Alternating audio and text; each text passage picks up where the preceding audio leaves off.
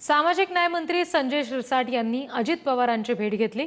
सामाजिक खात्याच्या निधीबाबत अजित पवारांशी आपण चर्चा केली, अशी माहिती यावेळी शिरसाट यांनी दिली आहे।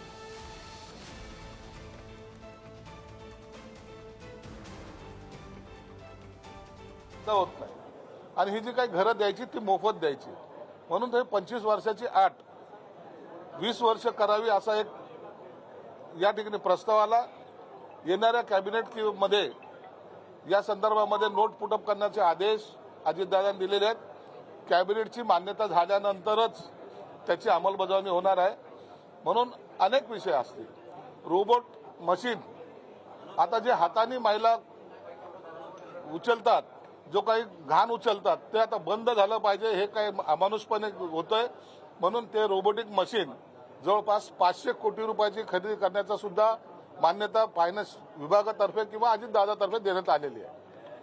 सर, आज तुमच्या निधीच्या संदर्भात काही चर्चा झाली आहे का अजित पवारांसोबत? हे सर्वात महत्त्वाचे हे विषय होते, याशिवाय इतर कोणत्याही विषयावर चर्चा झालेली नाही। अजित पवारांचं काय उत्तर होतं? तुम्ही हे जे सगळे प्रश्न मांडले त्यांनी कशा प्रकारे उत्तर दिलं? अजितदादांनी अत्यंत पॉझिटिव्ह पद्धतीने घेतलेले आहे।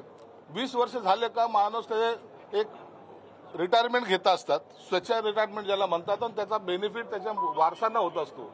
म्हणून ही अट आता त्यांनी 25 जे आहेत, जे 25 झालंच असेल तरच घर मिळेल, ही अट शिथिल करण्याचं अजितदादांनी सुद्धा मान्य केलंय। परंतु त्याला कॅबिनेटची मंजुरी घेतल्यानंतरच हा ठराव पुढे येणार आहे।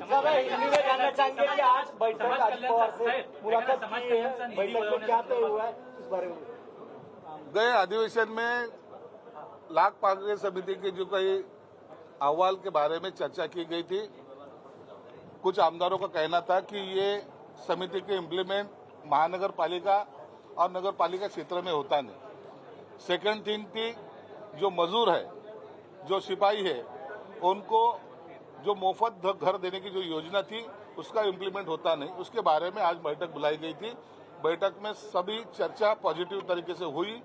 जो 8 जहां 25 साल का जिसने सर्विस किया उसी को ही घर मिलेगा, वो कम करके 20 करने की सिफारिश यहाँ की गई। अभी जल्द ही जब वो उसका कैबिनेट में प्रस्ताव आएगा, प्रस्ताव जब मंजूर होगा तो उस दिन से उनको ये अटी लागू हो जाएगी। और मुझे लगता है बहुत बड़ा दिलासा देने वाले काम किया। जो महिला उठाते, गंदा महिला वो कचरा उठाते थे, उनके लिए रोबोटिक मशीन का जो खरीदी करने का है, उसके बारे में हमने अभी 500 कोटी की तरतूद की है। उसके बारे में भी उन्होंने आदेशित किया। चतुर्थ श्रेणी कामगार वर्ग आहे हा सगळा लाडपागे, जो काही समितीचा शिफारस आहे, अहवाल समोर आलेला आहे। परंतु राज्यभरात हे चतुर्थ श्रेणी कामगार कंत्राटी पद्धतीने आहेत। त्यांच्या परमनंटच्या संदर्भात काही तुम्ही तुमच्या मंत्रालयाकडनं, तुमच्या खात्याकडनं काही ठोस पाऊल उपाययोजना काही राबवणार आहात? कंत्राटी कर्मचारी काही जे आहेत ते स्वतः कॉर्पोरेशनने घेतलेले आहेत, त्या संदर्भात निश्चित विचार केला जाणार आहे। परंतु जे बाहेरून आउटसोर्सिंग ज्याला म्हणतो, इतर कॉन्ट्रॅक्टच्या माध्यमातून घेतलेल्या कर्मचाऱ्याबद्दलचा यामध्ये समावेश नाही। त्याचं बरं काल अजित पवारांचं स्नेहभोजन होतं, तुम्हाला निमंत्रण होतं? तर संजय शिरसाट माध्यमांशी बोलत होते आणि त्यांनी निधी वाटपासंदर्भात अजित पवारांची आपण चर्चा केल्याचं सांगितलं।